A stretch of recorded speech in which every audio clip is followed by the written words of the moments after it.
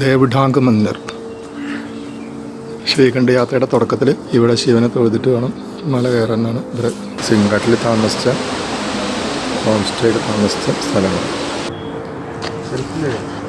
പോണ വഴിക്ക് ആദ്യത്തെ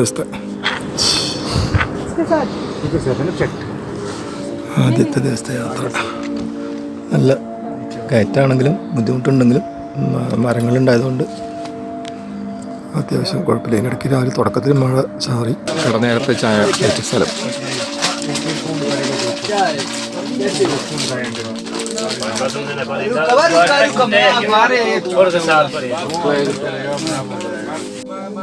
തച്ചുടു എന്നുള്ള ആദ്യത്തെ 100 ആളൊക്കെ ഉണ്ടാവും. ഇപ്പോൾ ഭീംദ്വാർ എന്ന സ്ഥലത്താണ് രണ്ടാമത്തെ ദിവസം താമസം.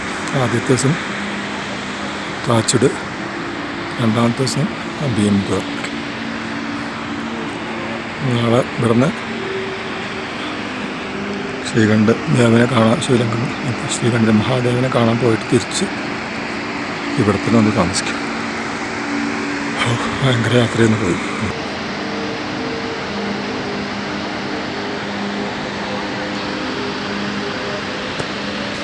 ഭീംദ്വാർ.